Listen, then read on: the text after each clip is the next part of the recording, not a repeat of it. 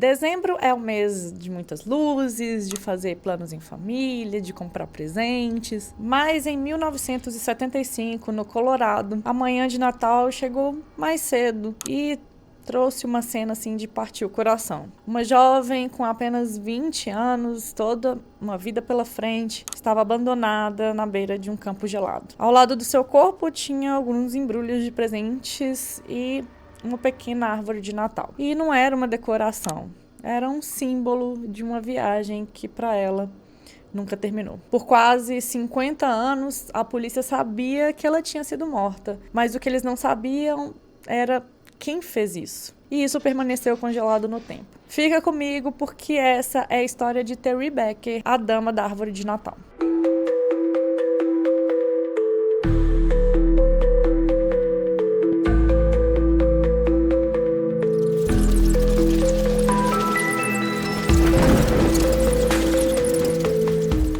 Boa noite, curiosos! Eu sou a Isabela e você está no Ramos da Noite. Se você sente fascínio pelo sombrio, pelo sinistro, por lendas e mistérios, o seu lugar com certeza é aqui. E antes de começar, se inscreva no canal, deixa seu like, compartilha esse vídeo, porque dessa forma outros curiosos vão chegar até aqui. Agora se acomode e vamos desvendar os mistérios de hoje. Para começar, a gente vai voltar no tempo, mais especificamente no dia 4 de dezembro de 1975, na área de Westminster, no Colorado, lá nos Estados Unidos. A nossa protagonista da história é Terry Becker. Ela nasceu em 9 de maio de 1955, então ela tinha 20 anos na época que tudo aconteceu. E, assim, a família, pelas descrições que eles deram, a Terry era o que a gente chama, assim, de espírito livre, né? Ela era uma alma cigana, daquelas pessoas que não via um estranho. Ela via, assim, um amigo em potencial em todo mundo que ela conhecia. E essa natureza livre, né, que amava pintar, viajar,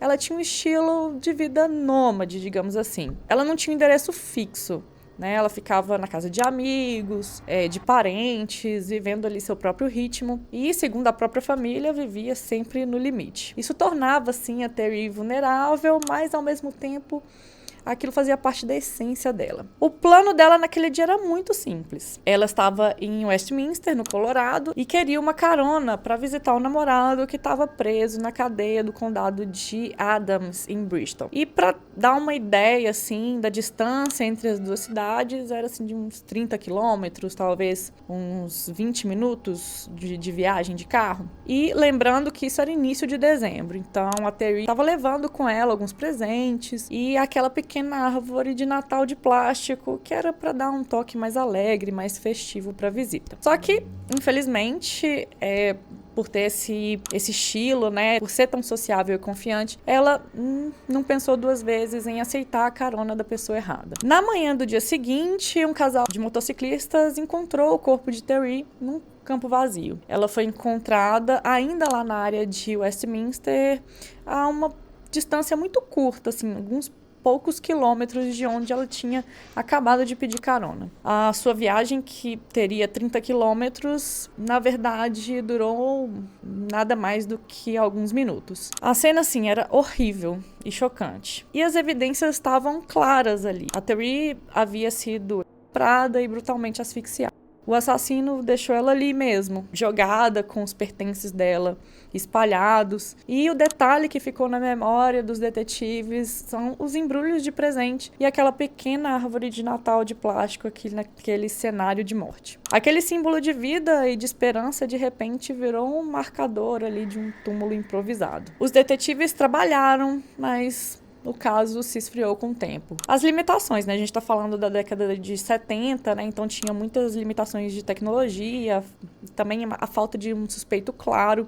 O fato da vítima ser, assim, uma viajante, sem muitas raízes, dificultou um pouco essas investigações. O caso de Terry se tornou um cold case, né? Um caso frio, e a família teve que conviver por décadas sem ter a resolução desse caso, sem ter a certeza de que um dia a justiça seria feita. Quase 30 anos se passaram e lá em 2003 os detetives que resolveram revisar o caso, eles conseguiram o que era impossível lá em 75. Eles isolaram o perfil de DNA masculino de uma das evidências. Eles tinham então ali a assinatura genética do assassino. Mas a identidade continuaria um mistério por algum tempo. O jogo só foi mudar mesmo em 2018, quando a polícia recorreu a outra tecnologia, a genealogia genética forense. Essa é uma tecnologia de ponta, né, que usa bancos de dados genealógicos para encontrar parentes dos criminosos e assim chegar no nome. E foi aqui que o caso da Terri se conectou com outro mistério a centenas de quilômetros de distância. O DNA do assassino dela bateu com o DNA de um suspeito de outro caso que estava arquivado, que estava, né, o cold case. O assassino de Sherry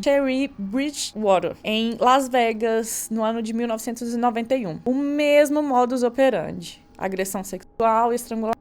E pensa assim, 16 anos depois do crime de Terri, ele atacou de novo. A polícia sabia que o mesmo homem era responsável pelas duas mortes em estados diferentes. Essa genealogia finalmente apontou para o nome, Thomas Martin Elliott. Mas quem era o Thomas? Ele nasceu Thomas Graham em dezembro de 1950. A mãe dele divorciou, depois se casou novamente e esse novo marido adotou Thomas e deu para ele o sobrenome Elliott. Ele era um homem que tinha assim um histórico criminal extenso, o que não é surpresa para ninguém, né? Passou grande parte da vida adulta entrando e saindo da prisão, uma vida inteira dedicada para o crime. Pouco tempo antes dele matar a Terri, em 75, ele cometeu um assalto em Lakewood que levou ele a cumprir uns 6 anos de cadeia. Um pouco mais tarde, ele ia voltar para a prisão por um outro crime grave, cumprindo aí uma sentença de 10 anos. Ou seja, né, ele não era um criminoso ocasional.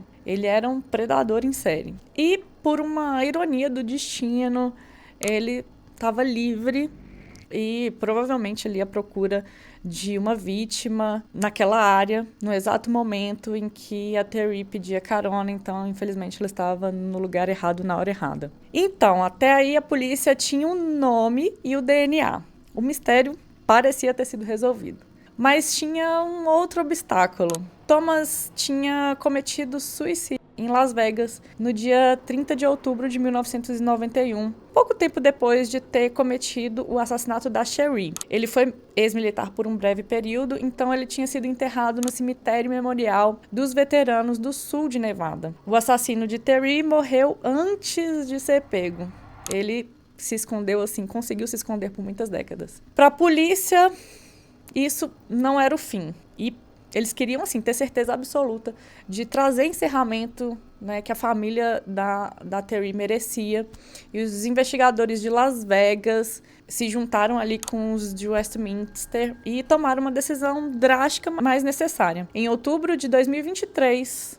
recente, eles realizaram a exumação do corpo do Thomas. Eles coletaram as amostras de DNA dos ossos e em dezembro de 2023 veio a confirmação. O DNA do corpo exumado era uma correspondência exata. Aquele homem que se matou era de fato o assassino de Terri e de Sherry. Após 48 anos, a justiça finalmente tinha sido feita através de uma investigação que atravessou décadas, ligou 2 crimes em estados diferentes e terminou em um cemitério, forçando o DNA de um morto a falar a verdade por ele. Terri, a jovem de espírito livre, que só queria levar um presente de Natal para um ente querido, finalmente teve a sua história concluída. O irmão dela, o David Becker, né, que esperou aí por quase meio século, ele deu uma declaração e disse que estava incrivelmente grato e aliviado porque ele tinha certeza de que a polícia nunca tinha desistido da sua irmã. E